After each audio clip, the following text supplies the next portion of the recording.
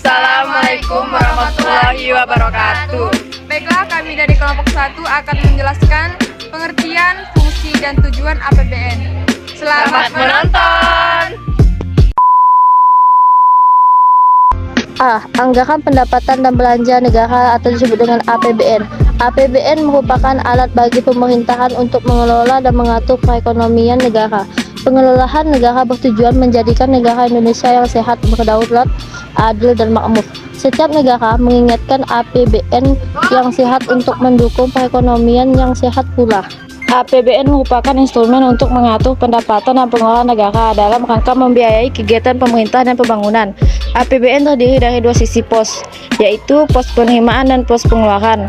APBN disusun berdasarkan Undang-Undang 1945 Pasal 23 Ayat 1, Undang-Undang Nomor 17 Tahun 2003 tentang Keuangan Negara, dan Undang-Undang Nomor 33 Tahun 2004 tentang Perimbangan Keuangan antara pemerintah pusat dan pemerintah daerah. Berdasarkan Undang-Undang Nomor 17 Tahun 2003 tentang Keuangan Negara, Anggaran Pendapatan dan Belanja Negara atau APBN adalah rencana keuangan tahunan pemerintahan negara yang disetujui oleh Dewan Perwakilan Rakyat. APBN merupakan wujud pengelolaan keuangan negara yang ditetapkan setiap tahun berdasarkan undang-undang. APBN terdiri dari anggaran pendapatan, anggaran belanja, dan anggaran pembiayaan. APBN mulai diberlakukan dari tanggal 1 Januari sampai dengan 31 Desember pada tahun anggaran yang dimaksud. Selanjutnya, fungsi APBN. Yang pertama, fungsi otorisasi, yang mengandung arti bahwa anggaran negara menjadi dasar untuk melaksanakan pendapatan dan belanja pada tahun yang bersangkutan. Kedua, fungsi perencanaan, mengandung arti bahwa anggaran negara menjadi pedoman bagi manajemen dalam merencanakan kegiatan pada tahun yang bersangkutan.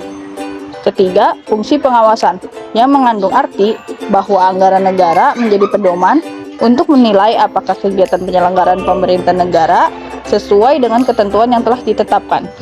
Keempat, fungsi alokasi, mengandung arti bahwa anggaran negara harus diarahkan untuk mengurangi pengangguran dan pemborosan sumber daya, serta meningkatkan efisiensi dan efektivitas perekonomian. Kelima, fungsi distribusi, yang mengandung arti bahwa kebijakan anggaran negara harus memperhatikan rasa keadilan dan kepatutan.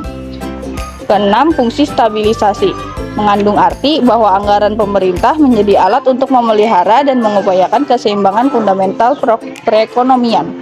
Di samping itu, untuk mengendalikannya, perekonomian negara setiap tahun, sebab keadaan perekonomian negara sering terjadi pasang surut, kadangkala terjadi inflasi atau mungkin deflasi.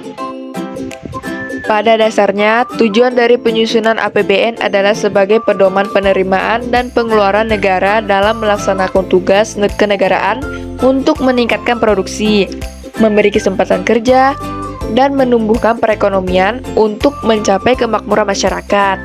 Selain itu, penyusunan APBN juga memiliki tujuan sebagai berikut. 1. Meningkatkan transparansi dan pertanggungjawaban pemerintah kepada DPR dan masyarakat luas. 2. Meningkatkan koordinasi antar bagian dalam lingkungan pemerintah. 3. Membantu pemerintah mencapai tujuan fiskal. 4. Memungkinkan pemerintah memenuhi prioritas belanja. 5. Membantu menciptakan efisiensi dan keadilan dalam menyediakan barang dan jasa publik melalui proses pemprioritasan.